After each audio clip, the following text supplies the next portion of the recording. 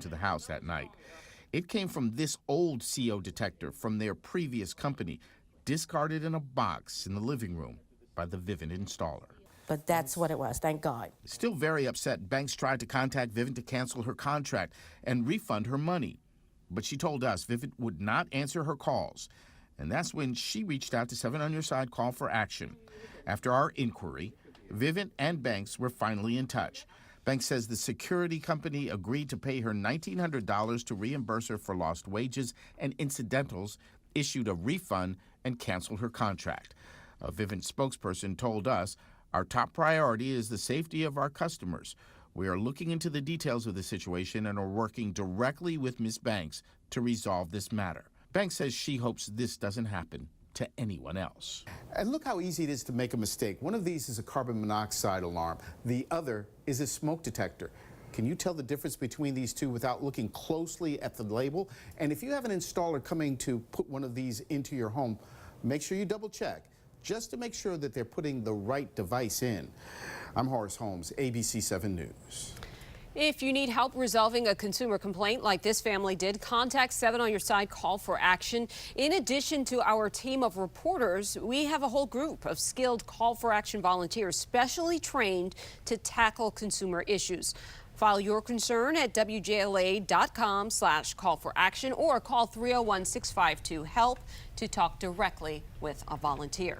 All right, Bill is here again to talk about the weather and the severe weather that's headed our way tomorrow. Right, yeah, so we're going to be focused on tomorrow afternoon. Tomorrow night, it will look totally different out there than it does right now. So head out and enjoy this evening. By the way, we were also just talking, got the full moon officially tonight, technically 7 o'clock tomorrow morning. So as that moon rises off to the east, sunset tonight is around 7:45. The pink moon. Yeah, the pink moon in April, that's what it's called. Make sure you get some pictures of that, and if you get any pictures, send them in. We'd love to see them.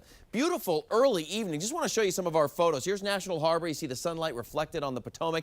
Not many people out at Rehoboth. I was looking at that, but the waves are churning about. There's a look at Hagerstown. A lot of folks out in Georgetown at the outdoor patios, the outdoor bars, that type of thing. It's a beautiful night. 81 degrees in Leesburg right now. 78 in D.C. Got 77 in Quantico. Mid-80s. Mid-80s for you folks down around Culpeper and Fredericksburg. 75 in Hagerstown.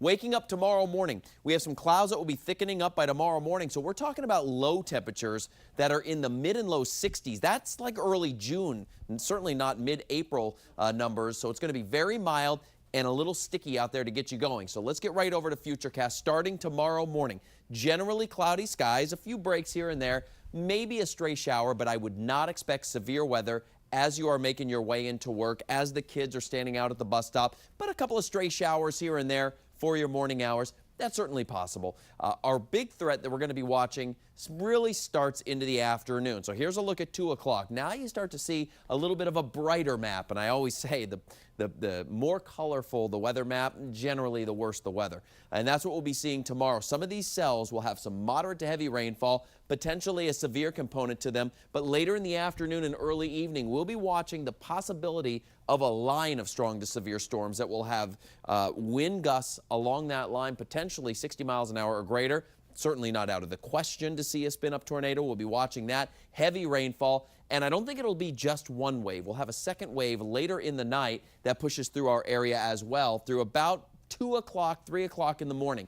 We get past that time, the severe weather threat for the most part should be out of our area. We'll continue to see some rain showers, but that focus between 2 o'clock tomorrow afternoon and 2 o'clock in the morning on Saturday, I think that is our greatest threat for severe storms in our area. As we talk about the rainfall, widespread 1 to 2 inch rainfall totals, and individual independent storms and independent areas could see more than that, just depending on where it ends up shaking out. So there it is. We'll go mid-70s tomorrow. We'll go around 70 on Saturday with some lingering showers, mainly west. Sunday, same thing. We can't rule out those showers, just stray showers around the region. Not a severe component this Easter weekend. Just tomorrow, if you need to travel, the earlier you can leave, the better, as those storms will roll in tomorrow afternoon and evening, guys. All right, Bill, thank you so much. And coming up next, a priceless memento lost at the University of Maryland. A plea for help and how you can help next on ABC 7 News at 6. I didn't realize how bad my smile was with fillings and root canals. I had to do something. I looked at partial bridges, I looked at dentures. Out of all the options, clear choice